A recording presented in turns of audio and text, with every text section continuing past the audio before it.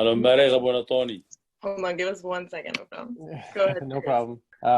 بارك مول كلنا أبونا وبارك مول كهنا ميقرأ شلوم كلنا شو. So happy to be at another one of our Zoom gatherings again, and just want to thank God for bringing us all here together and to continue to protect us and watch over our community as well as the rest of the world. And God willing, everything will return to normal soon, so we can all continue not only these meetings, but start going back to church so we can all be with each other and see each other and go back with a sense of purpose and appreciation for what we can't have right now. Shall we go to, did everybody hear me or was I on mute? Yes, that's perfect. Oh, okay, sorry. Okay. I can do that. I was waiting for the amen. All right. Well, Amin. Great. It's nice to be here at my house and with you all today. I'll gradually introduce myself. I know about a third of you or less, maybe more. I don't know. Maybe you know me, maybe you don't. Today I guess evidently I'm being brought in response to a request to talk more about some of the history. So I designed this conversation today around the idea of, what's the value of our history and tradition? Why is it valuable? Why is it meaningful? Is it worth preserving? These are all questions I think that if we're not asking ourselves, maybe people around us often ask. And to be fair to the situation, there's only so much one can talk about in a short amount of time regarding our history. So this is going to be an extreme overview, and it's not even going to be a comprehensive overview. I'm going to talk about a couple specific facets of our history. Since it is so long and rich, and hopefully that is more of an invitation for you to self-study or gather more resources on your own part. In a way, this talk is a testimony of how the work of your ancestors illuminated the Christian faith for me personally in ways that I did not encounter anywhere else. And I think that's a really important thing for us to contemplate too, and going back to what the value of this history and tradition is. What sort of impact does it make beyond the community that inherits it? So in that sense, it's kind of a celebration of some aspects of the history and heritage. As for myself, Right now, I am a lecturer at UCLA and more importantly, Agora University, where we have taken a group of scholars from the Eastern Christian world, mostly people from our communion, so Copts, Armenians, Ethiopians, and we gathered together to develop and create a university. So this is my full-time what feels like full-time employment. And I'm a scholar of the ancient Near East in particular. So I'll do a lot of the ancient languages and literature from the period. I also do more fun and bizarre things like ancient medicine. And before all that, I was moved or inspired to do my doctoral level studies by people from my church, which at that time was St. Ephraim Syriac Orthodox Church in Burbank, California. This is a place where I was baptized, and unlike many of us, I was not baptized early on like my kids, but I was baptized as an adult. I converted to the faith, and I didn't convert for any purpose other than my own study and my own love and affinity for this heritage, this Christianity that I encountered through the East, in particular, this Syriac Aramaic heritage that is preserved in the church, which is so unique and really spoke to me in ways that, like I said, others didn't, but it opened my eyes to what Christianity really is. And that was a strong statement and a corrective for me in a lot of my misperceptions of Christianity. So it's kind of interesting. I've since I started, working with the youth in our church, I worked first just as a congregant and one of the youth at the time. I'm much older now, and it was through some of the Einwardnoye at my church that I was encouraged to do doctoral level work. So it's actually as a result of my participation and membership in the church that I moved on in my own career and advanced studies. And so with that, I think I'll just talk about some of the things that really have moved me over the years regarding the history of the church. In a way, it's like a lecture more than a Bible study. But I kind of want to start us off with a short little Bible study. That way you feel like you got your money's worth. You're like, okay, I go to the Syriac, National Zoom Bible study. I want to get some Bible into it. Okay, God bless you. So one thing I want to start off with, because I don't want people to get confused with me kind of celebrating this heritage is, I'm not necessarily trying to invoke pride in you. Okay. I think that that's potentially a challenging topic. And it actually highlights one of the reasons why this faith and this heritage is so important to me. And that's namely because we have this real disconnect. It's not always major. Sometimes I think it's very minimal, but it's subtle enough where if we don't know any better, we can miss some really beautiful things and some really important aspects of what it means to be a Christian. And I'll just start us off with anyone want to, I know you guys ask for volunteers to read. So anyone want to step up and read 1 Corinthians 13:4 if you don't have it memorized already? Yes, Deacon Daniel, go ahead. I'm pulling it up. 1 second. It's the love is patient, love is kind one. Oh, okay.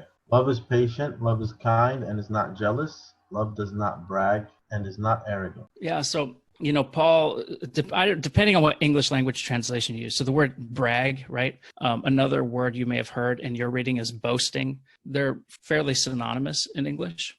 And there's all sorts of words that don't quite hit the mark, right? So you'll see Paul use this term boasting a lot in his writings.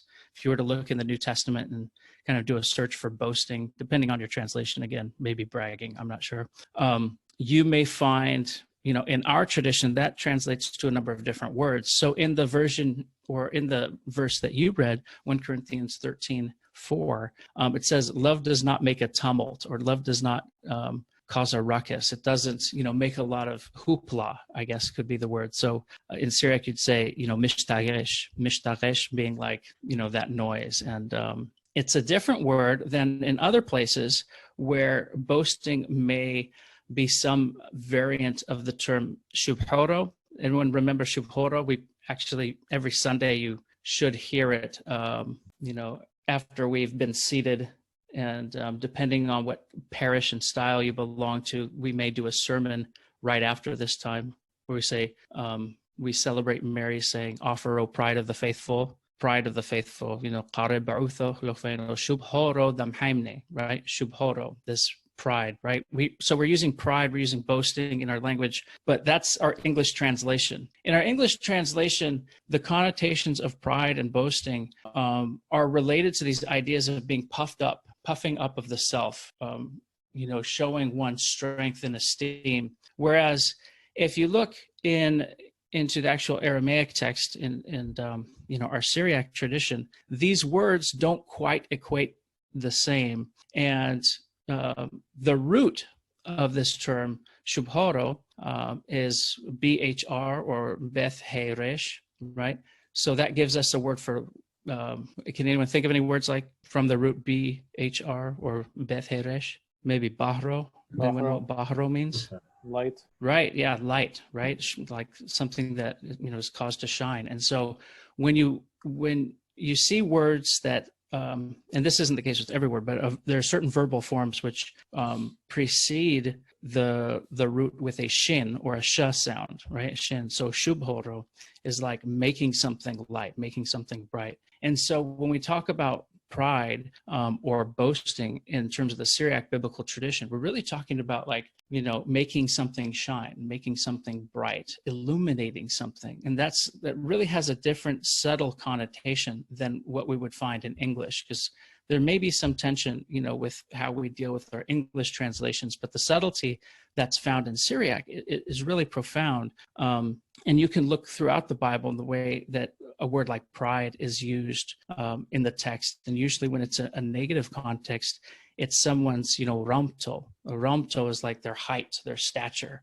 or something like this. And, when it's used in more positive connotations, it's, casting light, right? It's casting light, it's shubhoro. So that's your Bible study today. And it's connected to our topic because it shows how in this tradition, the actual language embeds thought. It embeds the way people perceive the world. And I'm not saying that one needs to know Syriac to be a Christian, but I'm saying when one knows Syriac, when that person is closer to the time and culture in which Christianity emerged and flourished. And so knowing the language or having some kind of acquaintance with the language, you don't have to be fluent, but you have to know how to engage with this tradition to really appreciate some of its depths. That was something that moved me. And knowing that, a large part of the conversation is often lost. I was texting with Saidna earlier about, some other terms that I'll bring up, but just these little nuances that get lost in the language of function. So for us right now, it's English, different countries, maybe it's Spanish, French, Arabic, Turkish, whatever. There is some kind of disconnect that we should be aware of and that we should investigate, and we should know how the fathers of the church used, why the language was so important to them, why it helped carry their theology to the ends of the earth. And so my main argument today is basically that the value of the history, tradition, and legacy of the Syriac Orthodox Church is that it is specifically a living mission, right? We're a missionary community. We express this idea of mission a little differently than we may encounter more popularly, I think. And it's really how one lives life. How one lives life is a function of mission. And the notion of our church throughout history is that it's a missionary church. And we can talk about a number of things today, a number of ways in which that moves forward. So what is a mission? This is what I was talking to Saidna about earlier. This is an English word we're using, mission. How many times is mission used in the Bible, right? Or the New Testament? I think it's used once. And when I say mission, I'm talking about the English word mission, okay? In the New Testament, you may find mission used one time in the book of Acts, but it translates to teshmeshto. So teshmeshto is kind of like one's work or service. We use it definitely in the notion of how one serves the church. And so, it may not equate exactly the same as when we think of missions being something a little more interactive or engaging. Technically, we may use a word like shlichutho being, this idea or notion of being sent out, right? To be sent out. An apostle is the shlicher. And so shlichutho is really apostleship. And I think that, unfortunately, something gets lost in English if we use the word mission to talk about us casting this light of Christ throughout the world. And we miss the very basic notion that this is partaking in, the life of apostleship and what it means to reach out to others. And there's a number of ways in which this happens, throughout our history. One of which is education. Education is a big one. And through education, there's disciple making directly, right? So direct education in our missionary history is making disciples. Indirect is to use knowledge as a tool, right? To be learned people.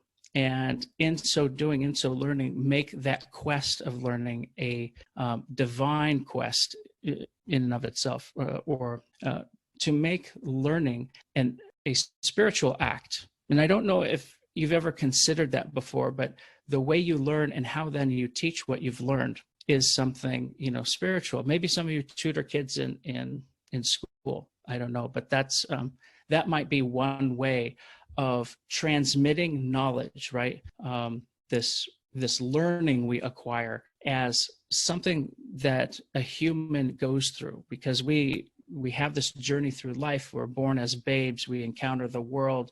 More and more information is brought to us. We develop more knowledge over time. And so do we engage with that process of learning about, the handiwork of God? And if so, what's our purpose for it? Is it toward an immediate economic end? Is it toward some other nefarious end? Or is it really a way of participating in the divine nature?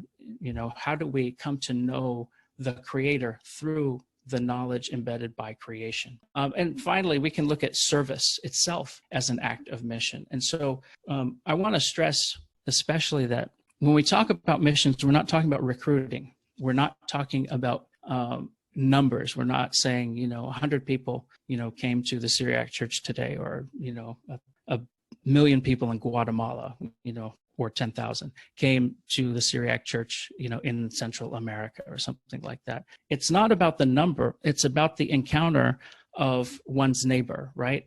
And so that's the true heart of mission. And so I want you to now take this premise, and whenever you encounter our history, I want you to hold in the back of your head how our history is an expression of mission. That is to say, everything we're doing in our history, when we're doing it well, we're doing it as an expression of mission. When we're doing it poorly, maybe not so much. All right. So service, service can be any number of things. It can be serving your local church. It could be building churches where there are none. And maybe we haven't actively thought about that, but when we relocate to new areas, most of you are relocated, or your parents came over here, or maybe your grandparents. I know some of you, your grandparents or great-grandparents came over here. You come here and you establish a church. Why would you do that? What's the point, right? If you're doing that, if you're establishing a church, you're effectively engaged in missionary service, whether it's service for the local community of immigrants, or it's a refuge for people who find interest, in this life, in this heritage. People like me, you're effectively a missionary, even if you don't realize it. Let's see.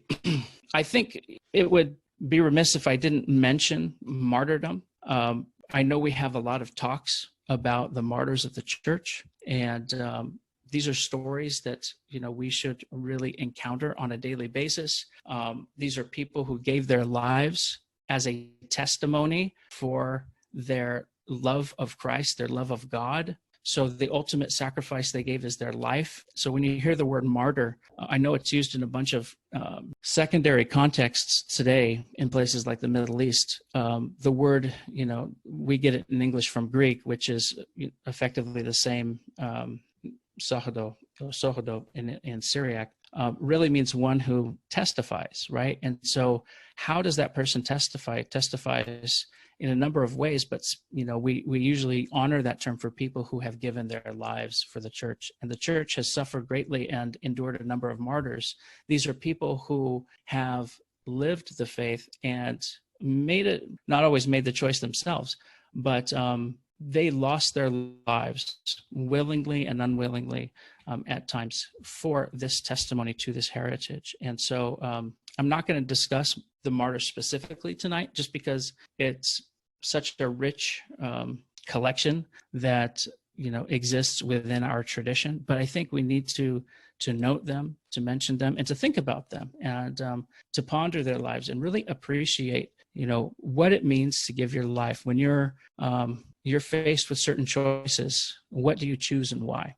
Why do some people survive and others live? And what role does our consciousness and our commitment to this Christian life play in that process? But alas, I think there's a lot more people who are qualified to talk about this topic because it's so prevalent in our church. But there's a lot of other interesting ways in which the fathers and mothers, but the fathers in particular of the church, try to utilize, or maybe not utilize, but they expressed this missionary heart through the acts of their lives,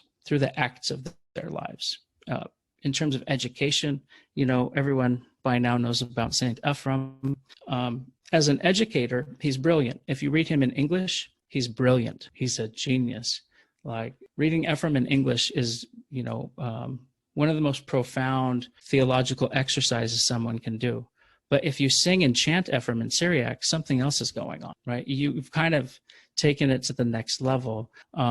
Ephraim made his theology. Like, this is a missionary theology, if you think about it. He packaged theology in melodic ways, in ways in which the community, the lay community, the illiterate could understand, could replicate, could memorize, could sing among themselves, could be inspired. And having that poetic tradition where poetry itself becomes the device through which education of our salvation history is communicated it's more than brilliant. I don't know how else to express it. I have a deep love for it, and the legacy set forth by people like Ephraim, that we have, Jacob of Sarug and Philoxenos, etc. But then we also have people who really engage in that pursuit of knowledge. And I've mentioned them before, or I mentioned this idea before, that, learning itself is a divine act, right? It's a way of getting to know the Creator by encountering the minutia of creation. And so we have people like Morsawerius Sabucht, if you have not heard of him before, or you can thank him if you have ever used the non-numeral 0. Anyone ever, used 0 before, right? Like, 0 exists in the West, maybe because of Morsawerius, who was one of the first recorded people to use it, originally from India, it looks like. But think about how numbers were written and conceptualized in writing in the olden days. Right? Often we would use letters for numbers. That's the case for traditional Syriac. Our letters are numbers. Our numbers are letters. If you know what Roman numerals are, you may have seen the same thing, right? Where the numerals itself are things that were acquired over time, but there was still the problem of 0. And Morsawerius was a scientist who was part of our church. He was the bishop of Qanishrin, which is in Syria. We have people like Bar Ibroyo. Bar Ibroyo was a genius who was a master of many fields, things like medicine and law, astronomy, cartography, spoke at least 5 languages, was a very spiritual man and put forth a number of spiritual texts. And in the midst of all this, he wrote a joke book. So this is a guy in the 1100s, the 12th century, who's like absolutely a genius on the one hand and very spiritual, right? And so that spirituality and genius, they collide, in the life of this church father and what he was able to convey and the types of peace he was able to make with his neighboring communities, both the Christian and Muslim communities around him.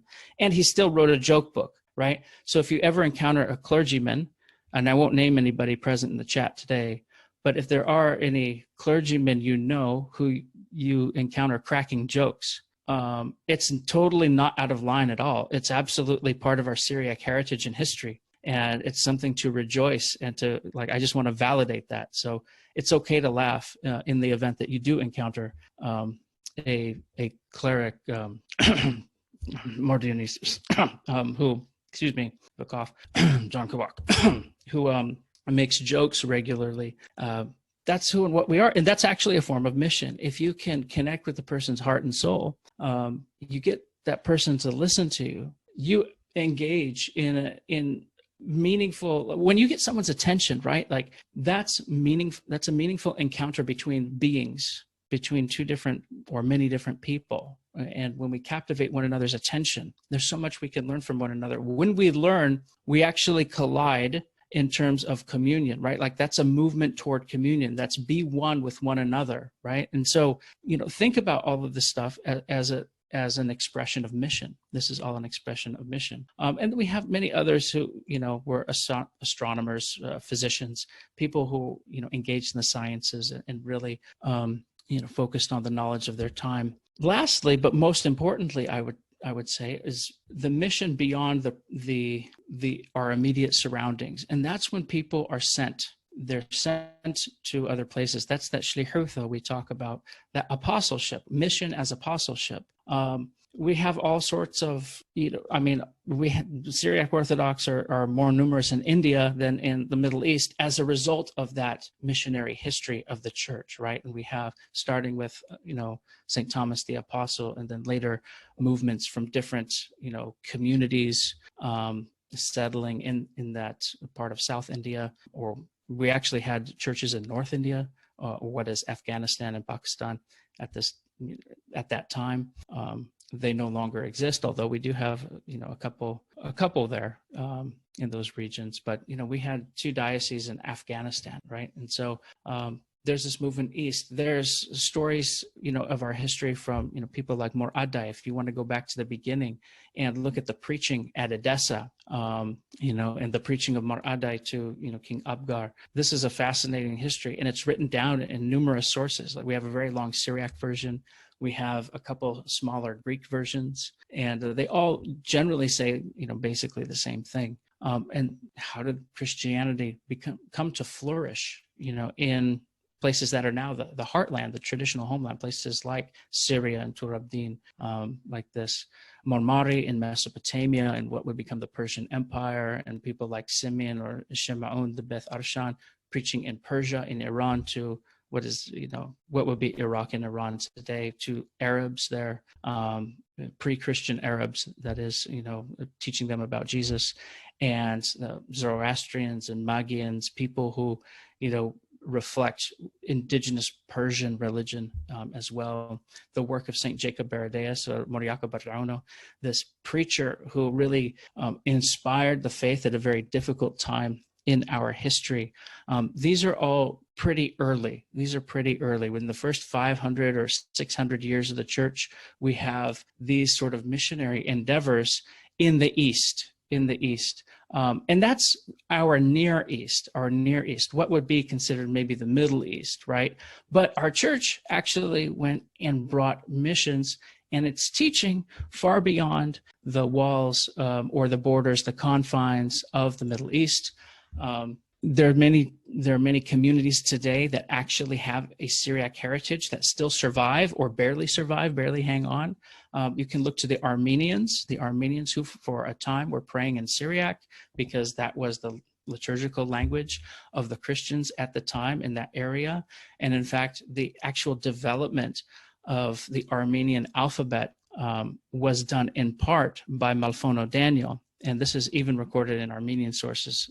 It's before Saint Mesril Mashtot came up with the actual Armenian alphabet as we know it today. Malfono Daniel had been working on a version of it, because if anyone heard Armenian, it sounds quite different than a Semitic language, let alone Syriac, right? And so there's a number of consonants that aren't the same. They're articulated differently, things we just don't have, written characters for. But it's Armenian, if you were to look at it, like, you guys know those magic eye, pictures. I don't know if they're a thing anymore. They're probably a thing in the 90s where you look at them and then eventually your eyes start to blur and you see an image, in the magic eye. You look at the Armenian alphabet long enough, you're like, oh my God, I can read it, And I remember I was looking at this book, and the book is Sharakanot. It's kind of like their I don't know if it's more like their hymnal or their shemo. But as I looked at it, I said it out loud to a friend. He's like, how do you know that? Now, I started tracing the letters as they would have been written in Syriac cursive. You twist a couple a certain way, or you flip this way. There's a Syriac heritage that goes back to places like Armenia, right? And even though today, it's a well-established community and it's not necessarily part of our church, it's part of our heritage, or their heritage, is shared with us. Same with the neighboring Georgians, people in the country of Georgia. I call it Vargistan. I don't know what it's called in Georgia. I think it's a very different sounding name. But they trace a lot of, the roots and foundations of their church to 13 saints, the 13 Syrian saints who came preaching in the country of Georgia. And the Georgian Orthodox Church exists today. It used to be in communion with ours. Today it is in communion with the Russians and the Greeks. There were some political events that caused a switch in the direction of their hierarchy, but their heritage is shared, with ours today. Or they can take it back, and look at a Syriac heritage to themselves. The same with Nubia. Where is Nubia? Nubia is in northern Sudan. And the Nubian church is initially the result of the preaching of a Father Julian and the commission by Saint Theodora the Empress, who was a Syriac Orthodox queen of Byzantium. And this part of the Nile, right, it has a Syriac Christian heritage. Later, it comes under the direct administration of Alexandria. The way church was organized, in those days is there would be Alexandria basically taking whatever was down the Nile and into Africa. Antioch would administer the east, Rome, the western reaches in Europe. And so, a place like Nubia has a Syriac Christian heritage, as does Ethiopia. Ethiopia is really an amazing land, and is probably the second Semitic church after our own. And its heritage goes back to the Syriac church too. So, their history, has a couple, apostolic points to it too, but where it really flourished was when there was a shipwreck and some of the brothers were taken, or, there were two brothers, I believe, were taken hostage and became servants of the king. And one of them ended up converting the king of Ethiopia, or the prince, the one who would become king, and having been his tutor, teaching him about Christianity. He was later ordained a bishop, and we call him Mar Frumentius. They refer to him as Abba Selama, the Father of Peace, or bishop, the peaceful bishop. And then they have a tradition of 9 saints who came and settled and established monasteries in Ethiopia. And so you look at Ethiopia today; it's the most numerous Christian country in our communion, right? You listen to their language. If you listen carefully, it's very Suryoyo, right? Haimonutho, Haimanut, Bism al-Ab, Wawuld, Wal-Menfis, Kidus, Ahadu Amalak, Amin. They change the words up a little bit, or they don't change it, but they have a different basic term. So they'll say Wuld, like Walad, for the son, for bro, right? And for Menfis, Kidus, Menfis is like Nafs. So Ruhu Qadisho, Menfis, Kidus, the Holy Spirit, etc., etc. Ahadu Amlak, one. They use the word king for God, which is interesting. So Ethiopia has this tradition too. Now, there's some places where Christianity, our heritage, didn't survive in the history of our church. And that's places like Central Asia that I mentioned earlier, and even China, and even China, where it has since passed away. And some of those are hard to trace because we don't have the documentation. Also because our sister church, the Church of the East, was very active along the Silk Road and in the East as well. But there is some evidence of the Syriac Orthodox specific presence in China and in Central Asia. There is some specific evidence, places like either Turkestan or Western China, which would be, we call it West Turkestan. Xinjiang is what they call it. It's where the people who are the Uyghur people live. Maybe you've heard about them in the news. They've kind of been Islamicized, and they're being persecuted by the government there. So they have a Syriac Christian heritage. And the fathers of our church write about this, and they say that, they were loyal members of our church who came under the administration of our neighboring church, the Church of the East, at a time due to political circumstances and not being able to receive a bishop from us after an extended period. So both of, all of these communities have since fallen away. They've merged with local traditions, be they Buddhist or shamanistic. They've become Muslims today. There's any number of different communities that they're a part of, but they were part of this historical foundation that went throughout the world. And, growing up here in the West, when we open a Bible, right? You open a Bible, you see a Bible map, you see what? You see the Holy Land, and then you see, these are the churches that Paul preached to in Europe. And I understand because the letters of Paul, correlate to locations most of the time. It gives a good reference for the scriptural material, but it also leaves the question, what happened to the rest of the apostles? What about the church in these other parts of the world? Did Christianity become a Western thing? And I would think that many people who grow up in this country, and I'm assuming most of us are in the United States, there could be people from outside the US right now, but most of the people here may not even know, number one, that Middle Eastern Christianity exists still. I know our policymakers don't always know that. We may not think about beyond the Middle East. We may have never heard of a place like, we know about Afghanistan because of the war, and we know about Kazakhstan because of Borat, right?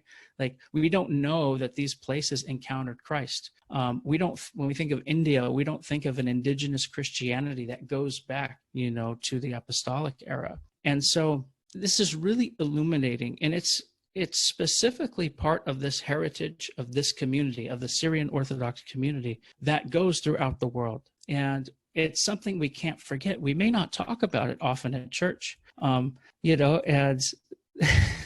there was a church, I won't name it. You can, if you visited it and they haven't taken it down, you can probably figure it out.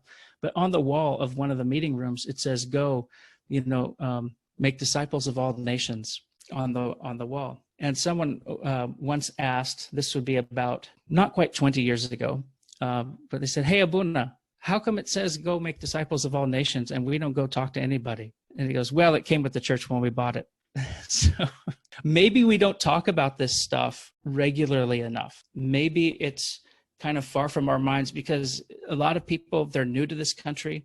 They're trying to get established. They're trying to get settled. They're trying to navigate, this heritage from overseas and life in this country.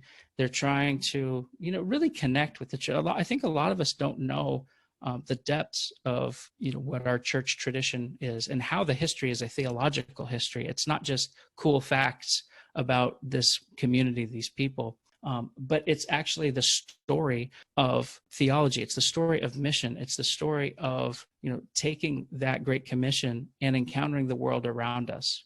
And I would like you guys to think about that as we, kind of wrap up my part of the talk. Like, why don't we talk about this? Is there more I can learn? I want to know the details. Tell me about Queen Theodora. Like, tell me about her taking care of the marginalized in society, taking care of the poor and the prostitutes, and sending missions out, through the East, through someone like Mariaca Bardono, or down into the South in places like Nubia. Like, that's the role of a woman, who is our queen, and she's the queen of an empire who made a point not just to send, the Greek portion of her empire, but specifically the Syrians, her community, to these places. And it's a beautiful history. So today, it's kind of a weird thing that's going on. The church has definitely suffered, not just recently. I mean, everyone knows about SIFO because we talk about SIFO, but there have been many SIFOs over the years. And that suffering, kind of causes us to regroup, to settle, to resettle, to become a mobile community in a way. And that time is spent directing our missionary mind toward setting up or preserving our communities as they are. What we have now are kind of reverse missions because of that suffering, because of, the blood of the martyrs. We are now seeing people throughout the world, people in some of the most amazing and surprising places, fall in love with this community. You've probably, seen stuff on Facebook for how the church is growing in Latin America, Central America in particular, and then even in South America. But beyond that, there's places in Africa that, have 10,000 people who are like begging. They're begging, like almost daily, but to become part of our church. There's people throughout. If you're active on Facebook, you would have seen, an announcement about a community in Pakistan that became part of our church recently. There are many other places that truly desire to know God the way that this community has come to learn about God. And what this heritage and history and tradition does is it truly illuminates, right? Like, it casts this brightness upon the world. And here's where we are. We have more interest now in our churches or in our church than we actually have resources to minister to that interest. And it's a good problem to have, I suppose. But it's an interesting way in which the church has grown or continues to grow, and maybe what the future of the church will look like as a result of what media can do to send the particularity of this tradition throughout the world. I mean, yeah, we're all confined now by this situation we all find ourselves in. But what did it do? Now we have these like weekly or almost daily studies, and there's people from all over the US engaged in these daily studies. And guess what? It's not just Syriac who are attending these. There's people from many different communities, people who aren't even Christian, who are interested now, and they're learning about this tradition because, you know, not to be cliche, but it is that hidden pearl, right? It's this treasure that people don't know about and they don't get to encounter. So I want to just leave you with a couple points before we get to, you know, some questions if any of you have them. And these are really questions for self-examination. So are you missionary minded in how you live your life? You know, and being missionary minded doesn't mean like you're on the corner preaching to people. It just means, what do you do? Like, what's your profession, right? Like, how does who and what you are an expression of mission? Have any of you heard about the Kukoye, like the potters, right? We have this tradition of potters in our church who started singing these songs that they made up, or in these tones based on the sound of the potter's wheel spinning, right? That's a way in which these people who are they're effectively in a manufacturing trade. Okay. Now, granted, it's like in the 500s or 600s when it goes on. But today, and most commonly, it's after the gospel reading, we will hear either their songs or we'll hear the tones that they made in our own liturgy. So like we have picked up on this way in which that people who are just living their lives have a missionary-minded life, and that still lives on today in our community. So are you a missionary-minded and in how you live your life? Next, have you ever considered becoming so immersed in this faith tradition that you'd want to serve others, you know, in such a capacity? Ask yourself that. Why did this opportunity for you specifically arise to grow up in the West? There's many different waves of immigration to this country, some as a result of persecution, some, and that can go back 100 years, right? You folks up in the Northeast, some more recent, some, you know, maybe it's war and displacement. So maybe it was for economic opportunity, right? I don't know, but you're here. And, you know, maybe you were born here. Some of you came as immigrants. I know, I see some names that I know when you came here. I remember when your family came to California, and others, you know, maybe you're just born here and your parents came 20 years ago. It's no big deal. You know, they're just trying to prosper and they had an opportunity for that, but you're here. And there's something meaningful that this community has in its history and tradition for America, for the West. And if you're not in America, maybe Europe or Canada. Canada's America, it's North America, right?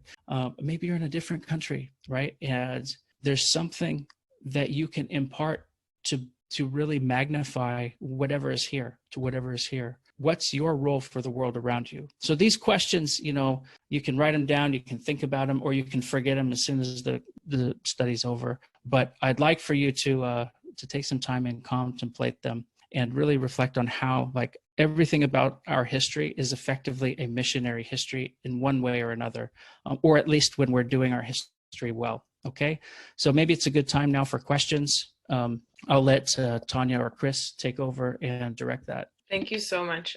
Definitely great to know our value and have that as like a pushing for keep going into our faith. So yes, we do have a few questions. The first, just to tie into this mission work that we've heard from, someone asked, I know you are part of the Patriarchal Mission Committee. Can you please tell us a little bit more about your work? How do you know that? It's not me. Someone else knows. It's a secret. No, it's not a secret. Well, you know, His Holiness has, you know, a very open heart and open mind, and he's Christ-driven, and I think he gets the bigger picture. And the bigger picture, you know, is really being acquainted with who and what we are, which I would say it's a missionary history. If you just know who we are, you don't have to think, again, like we don't have this word mission in the same way that it exists in English, right? Mission in English can be translated like, you know, tishmishto, like I said. It can be woleto, like a duty. It could be the way that we can, you know, convey it in terms of being sent out. And so we don't have that term, but we have other ideas. And if you know about the church, you know about its history, you know kind of like the root of what motivates our theological exercise, that drives one in a missionary sense, right? And so we have a group of people who are tapped into this, and we encounter others who are interested in the church, and we come to know them, we learn about them. I would love for there to be a something even bigger than what exists now, but like I said, there's a matter of resources, and there's places like Indonesia. This isn't even no secret. This has been going on for more than 20 years in Indonesia. But the Muslims in Indonesia used to rent out the mosque to the Syriac Christians there. They're not part of our church, but they're Christians who are devoted to the Syriac Middle Eastern tradition of Christianity. And it sort of has an anti-colonial bent, because if you know Indonesia's history, they were colonized by the Dutch. And so their major or more recent encounter with Christianity goes to like Dutch and Portuguese connections in that country. So you'll have Protestants and Catholics there. But discovering that we exist, and this even predates things like 9/11, and when we start getting on the radar in terms of the news, right? They had investigated and learned about us. They beg us to send priests. They beg us to send priests. And, part of it is because they're interested in, like, they really connect with the ascetic tradition, the aesthetic, not ascetic, but the aesthetic, the beauty of the Middle Eastern tradition. And, having someone who is immersed in that, grew up in that, and know that, and could share the gospel with them there is something that they've been begging for us. We just, unfortunately, we don't have, who's that? Maybe accidental sound. We don't have the resources that we'd like, but, we're here to talk to people. We're here to get to know people, and we're here to learn about them. And sometimes people, they're interested in the church because it's really cool, and it would kind of make them look good if they were part of our church. And we're like, no, I don't think that, I don't think you're going to find what you're really looking for here. This is who and what we are. This is the process it takes. Be patient and pray for us daily. And some people are like, no, we want the ordination now. I want to be a bishop. Like, God bless you. Like, I can't, it doesn't work that way. So we just get to know people, and, little by little, we direct them, up the chain. And, that's about it for that question. Another. Dr. Khalid would like to ask a question. Dr. Khalid, if you can open his mic. Yeah. Dr. Khalid Dino, please. Go ahead. And by the way, before he asks a question, I would love to invite him to speak to us about Saifo, if he agrees. Dr. Khalid. Well, at this time or in the future? No, not today. Not today. In the future. Sure. I'd love to. Please go ahead, doctor, and ask your question. Yeah, thank you. A very nice lecture, a very informed one, and it was a very important subject. It's a comment really about missionary, the concept of missionary. You express very well that missionary at the start of Christianity is well known, and the aim and target was very well known.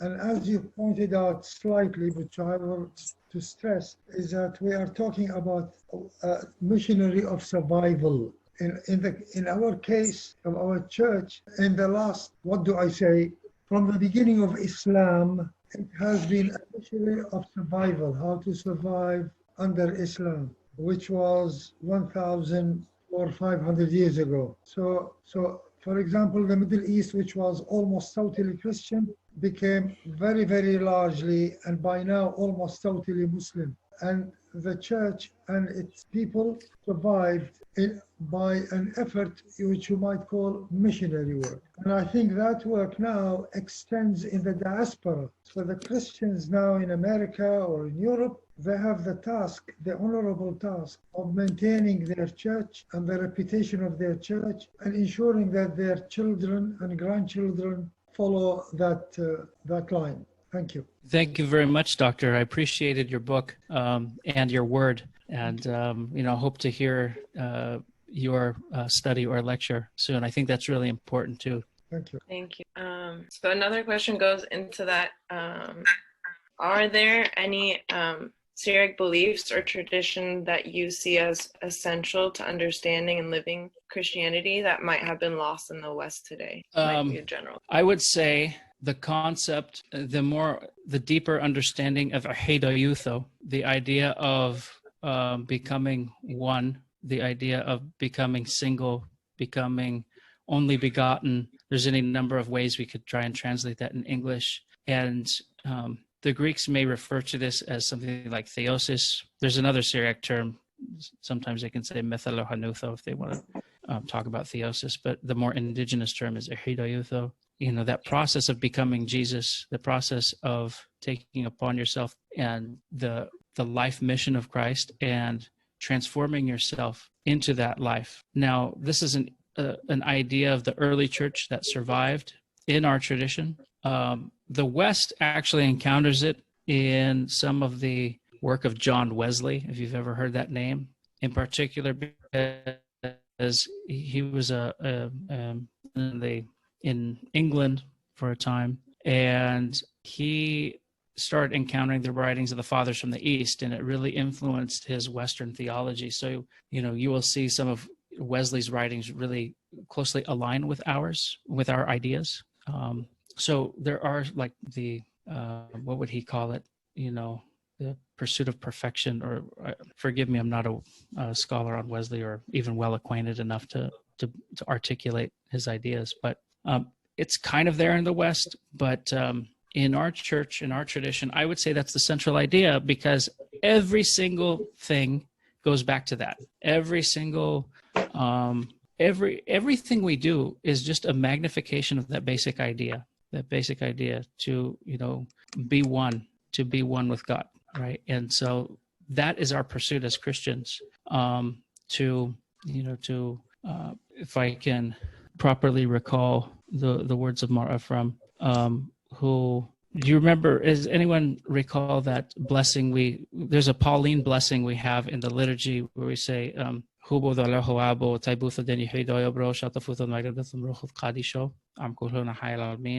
of God the Father, the grace of the only begotten Son, the fellowship and indwelling of the Holy Spirit be with you all, my brethren. The celebrant, the priest or bishop, turns and gives this blessing to the people about a third of the way through the liturgy. And it's found in Paul. But that is effectively a path. It's a pathway. It's a road toward constructing oneself as love. And so Ephraim, he uses, the motif of light, right? This source of light like the sun that your eyes cannot bear the sight of, they'll burn up. This is like the eternity of the Father.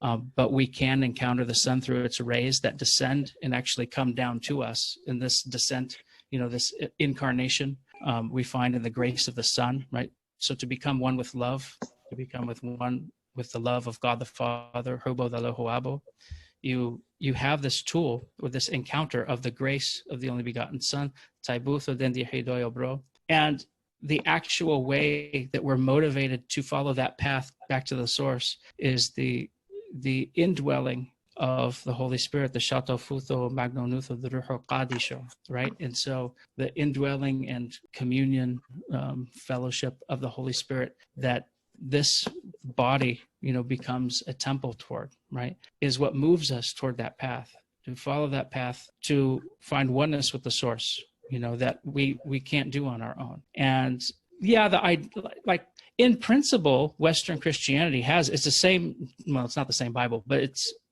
the same Bible enough, right, to get the idea across.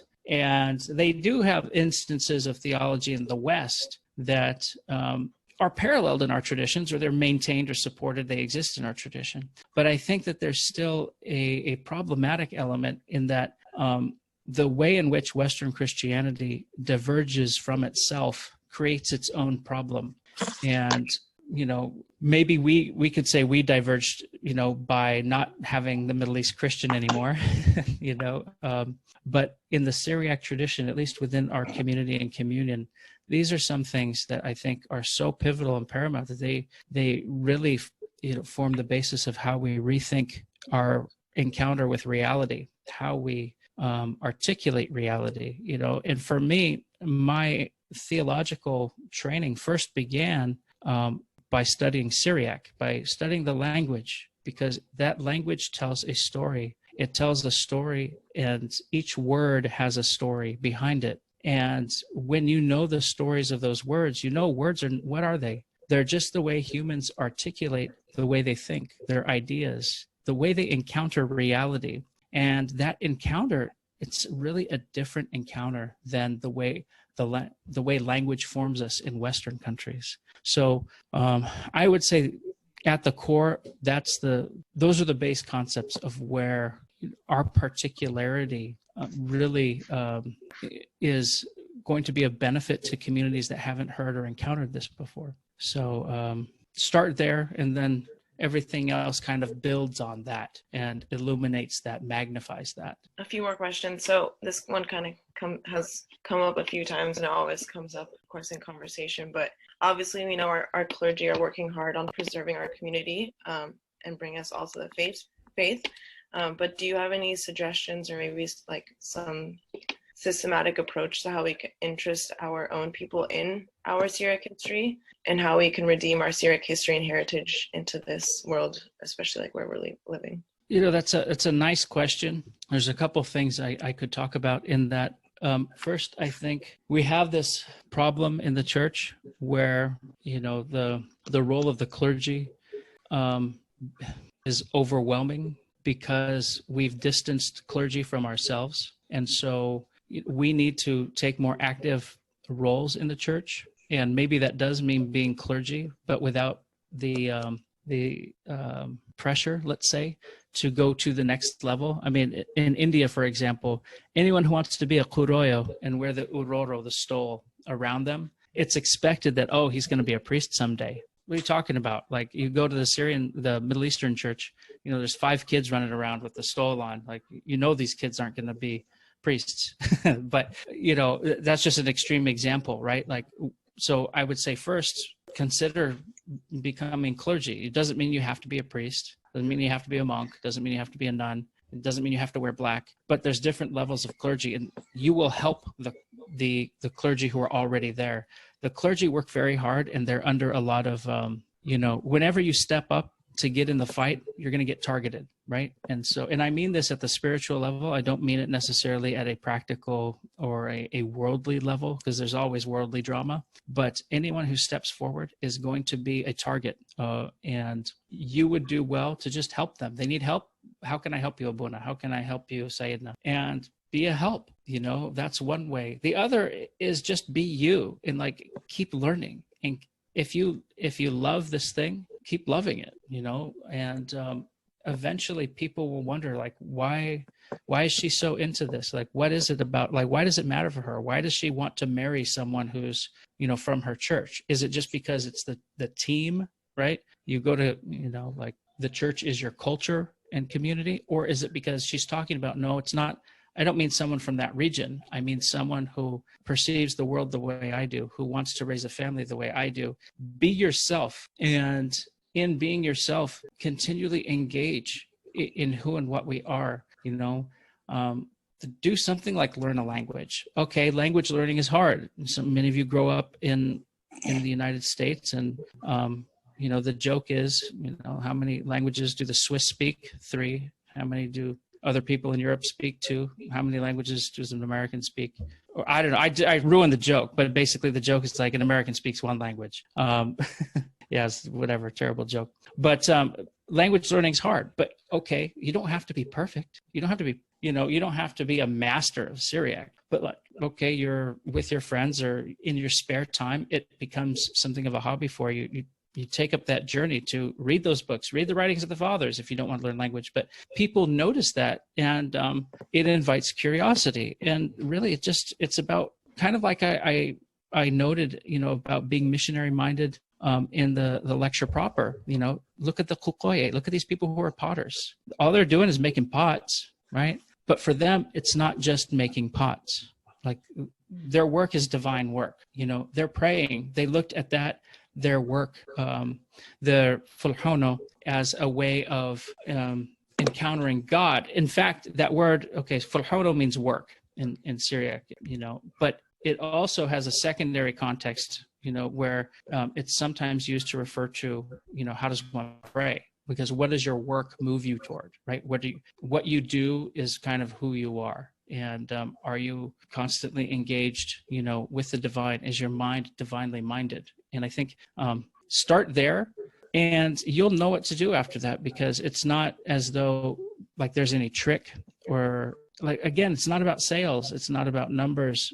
Preserving community means touching the lives around you. Maybe they're from, the hometowns in the Middle East. They're from the old world.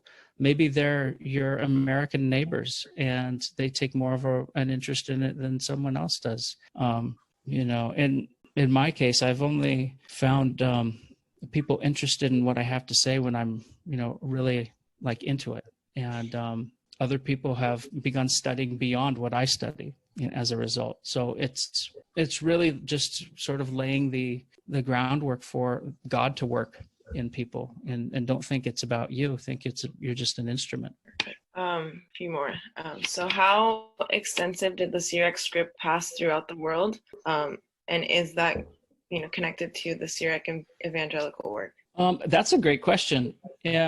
So yes, it went pretty far.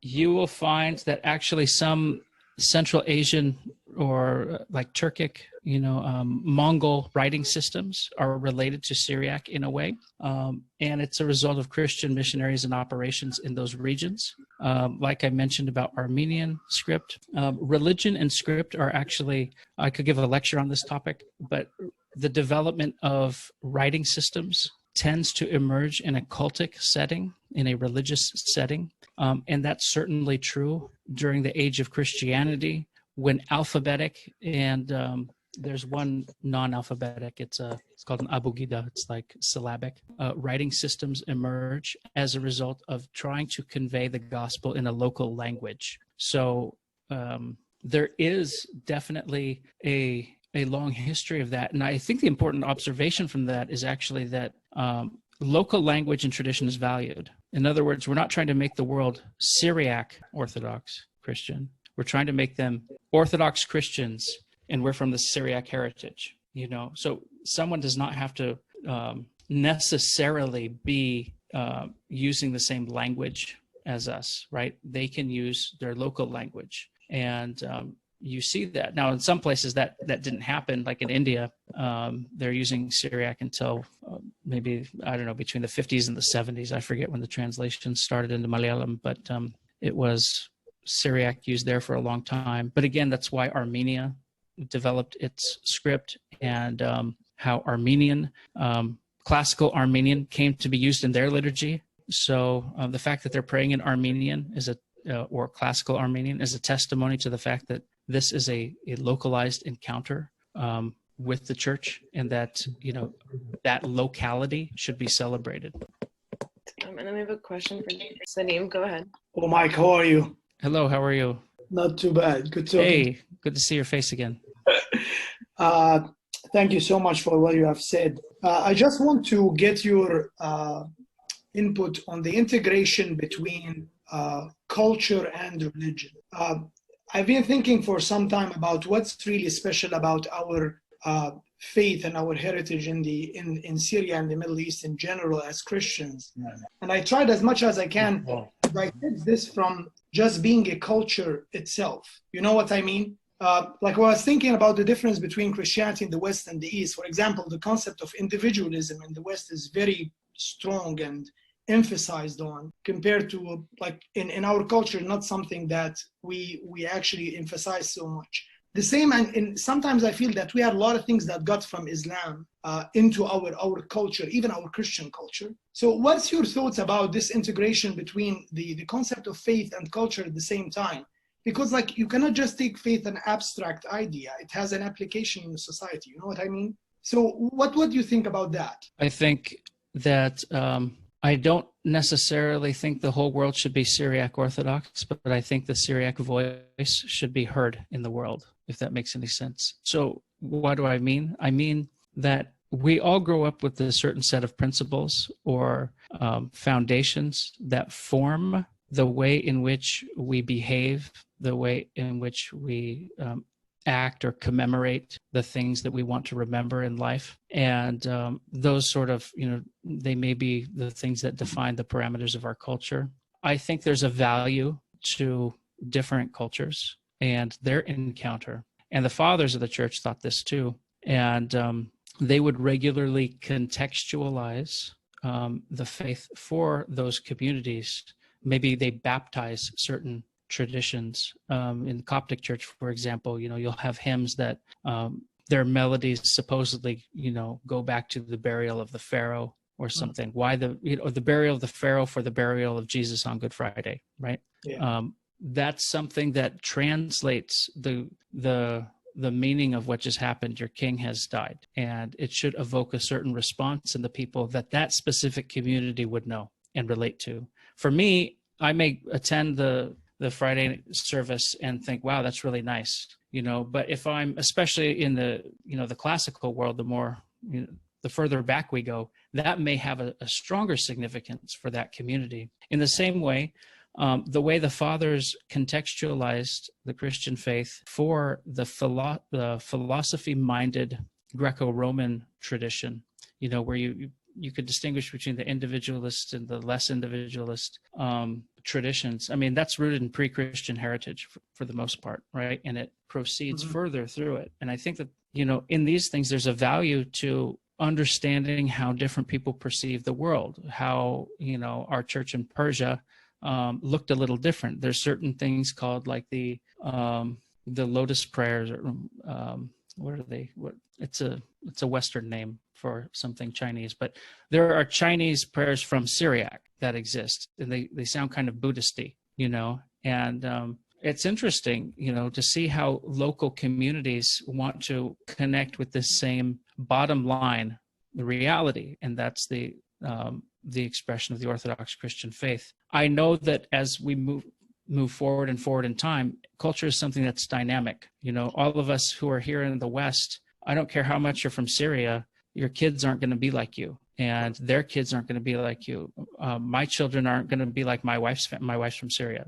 My children aren't going to be like, her family. But you know what? They're not going to be completely like my family either, right? There's this continual development and progression of who and what we are. And so in the dynamic that is culture, I think it's always good to lean back on our heritage as something to, I don't want to call it provide a reality check, but something to give us insight into what it means to experience Christianity from this certain perspective. And I like the Greek tradition. I like philosophy. I have fun with philosophy, and I like the fathers who are preaching to philosophers. It's really deep. It's cool, but it doesn't connect with me in the same way that the Syriac tradition does. And that's okay. I mean, they're all to be valued. So I think we should be aware of that too. And also understand our own Syriac tradition is mobile. It moves through time. In fact, the further away you get from the pristine fathers, people like, let's say Ephrahat and Ephraim, and people who are writing only in Syriac, they're not really dealing much with the Greeks. You start to get into other later writers, Jacob, and then Philoxenos, and then after him, Bar Ebroio, people who have exposure to large corpi or large collections of material from the Greek fathers, the Coptic fathers, and so they integrate that into their thought. They may start to import terminology based on, what's the discussion of the day.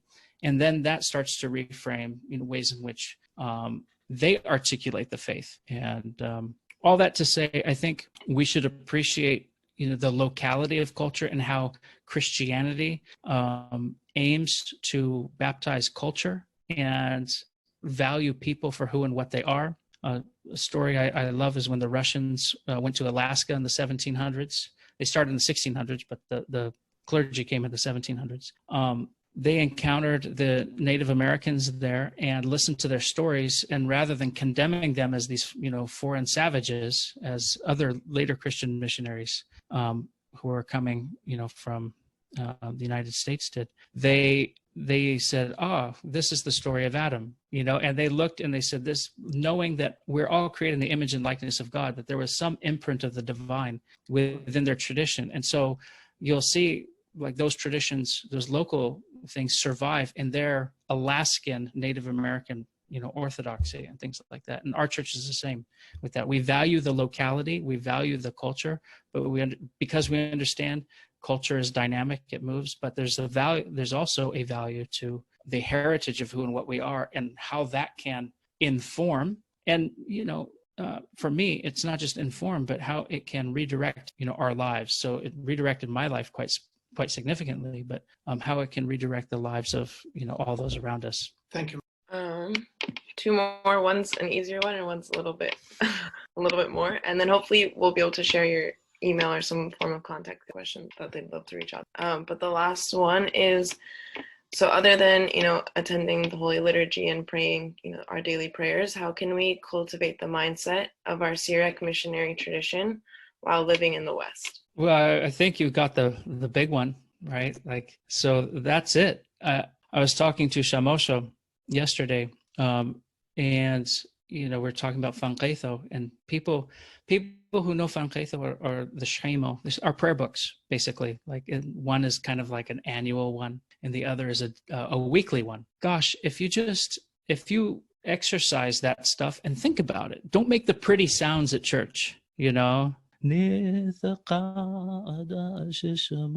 sounds nice, but think about what you're praying, It's not just hearing the pretty sound, it's engaging it, it's absorbing it, it's letting it reformat your brain in a way. And I think that prayer is the first way. It's the most important way. We have liturgy because life is liturgy, right? We have cycles in life. We have 4 seasons. We have, day and night. We have dusk and dawn. We have these ways in which our life is patterned. And so we engage and encounter faith in a similar way, where we can use those patterns to strengthen us, to build us, whether it's daily, weekly, whether it's an annual liturgical cycle. All of those things, encountering that and making that a part of your life will change you. It will move you toward change and growth. Beyond that, learn the language. And this is all for internal things, right? You can learn the language, study our history. There's plenty of books. There's a lot of patristic material out there that you can absorb, you can read. And then the next thing is serve your community, serve your neighbors, be selfless. When you're selfless, when you step outside yourself, who do you encounter? You encounter God, and then you encounter your neighbor, right? And these are who we're called to love. Love the Lord your God and love your neighbor as yourself. This is your life. This is, our way. This is our roadmap for moving forward. And so I would say that you engage in service to your community. Go to a food bank, feed people. Maybe you build homes for people. Maybe you tutor kids. There's any number of things that we can do to live this lifestyle. And I think it's just kind of knowing who you are. What are your talents? What are you good at? How can you use the gifts that you've been given toward a good end? Those are the ways in which you can begin to learn that life, and then you'll be caught in the current, and you'll sort of go a certain way or another. That's at least my experience. Perfect. Amazing. And the last is kind of, I think you'll probably end up sending us a list, but a lot of people ask, what resources might you recommend for learning about our church, our history, traditions, maybe specifically in English, or any books that have that introduction to having that missionary thought. Have any off the top of your head, or if you want to just send a list to, we'll email. Yeah, I could send a list. So there's theological resources. Again, get a hold of the translations of our prayer books. Start with that, and develop a rule of prayer, and maybe your priest gives you a rule of prayer. Maybe you communicate with Sayyidina or whatever, is encouraged by our clergy. So start with those. And of course, the scripture, hello, right? Read the scriptures, encounter the scriptures. But more specific to us, I would also say there's some great books in terms of theology with regard to Mar Ephraim.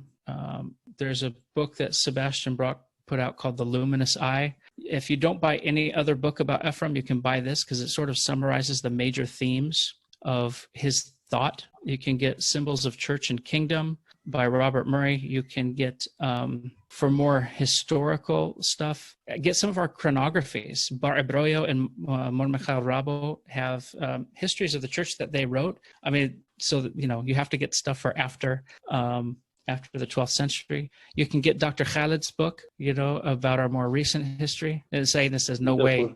No way. Wonderful book.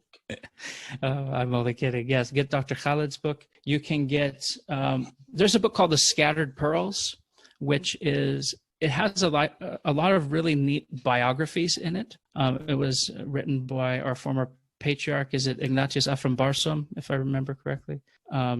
And, it collects a lot of material about Syriac literature, all over the world. And so, that he found, that he researched, and he'll give write-ups.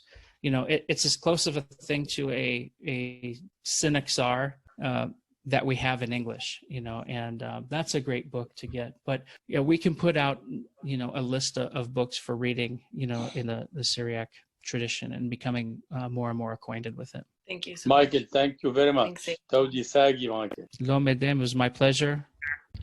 Michael, always we have a motivation behind inviting anybody, but behind inviting you, I was motivated really, and I wanted to tell our youth and Syrio family that somebody, and sorry to say it this way, who is not Syriac, and he became part of our church, and he is really motivated and enthusiastic, and he is studying our church father and history, and he knows the language and the literature and everything. And when you asked Michael about where to go to get to know more about our church, I appreciate it, but a wonderful language called English language, and we have a lot of resources in English. So don't hesitate. Contact me, contact Dr. Michael, contact many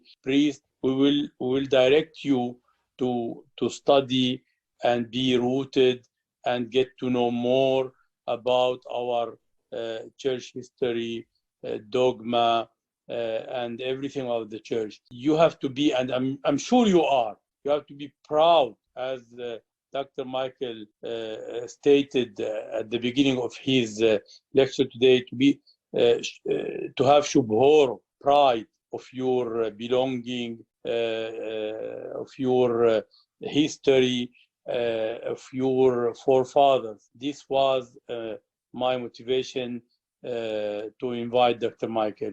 Dr. Michael, thank you very much for your wonderful lecture. And by the way, I was the one who asked you about being part of the Patriarchal Mission Committee.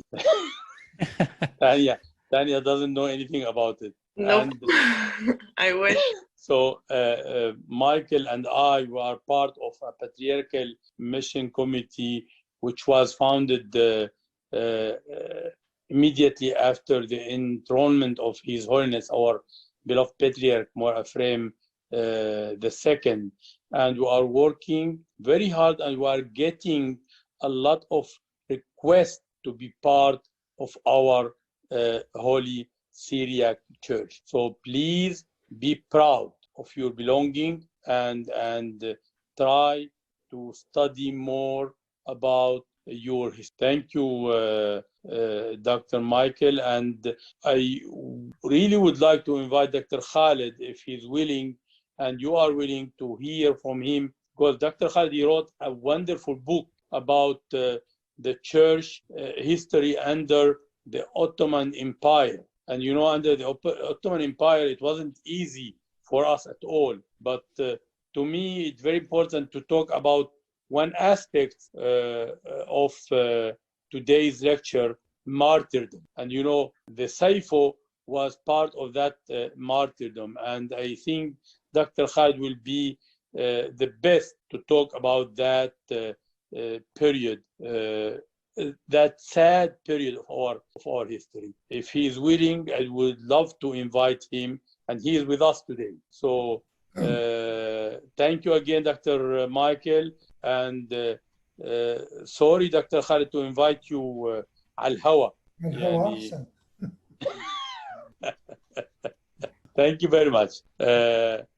Nothing to add.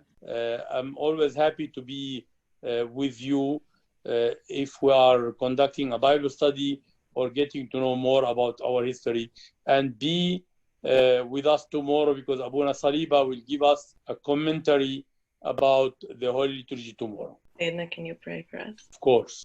Shema Bobru Ruha Yuqadishu Hadalo Shariru Amin. Almighty Lord and God, we thank you always for all your blessings. And today, Lord, we thank you for being part of this wonderful and holy church, your Syriac church. We thank you, Lord, for being part of this wonderful history of great tradition and martyrdom and a missionary church. Lord, today we would love to ask you to help us to be part, to be an active part of this holy church. We ask you, Lord, to help us to follow the steps of our forefather who paid a heavy price to preserve the faith, to preserve the tradition, to preserve a very and a wonderful history. We thank you, Lord, for our today's speaker, Dr. Michael, and we ask you, Lord, to bless him and his family. And finally, we ask you, Lord, to hear us when we cry out and say, Abun Dashmayo, Netqadash Shmoch, Tife Merkuthoch, Nevos Bionoch, Eikan Dashmayo Baro, Hablan Lahmat Sonkonan Yomono, واشفق لنا حوبين وحطين أي كان دفحنا إشباق الحيوين لو تعالى النسيون وإلو فاصلا بيشو ميطول ليلوخي مركوثو حيرو تشبحتو العالم والمين آمين. Taudi. Thank you so much. Thank you, everybody. And if anyone wants to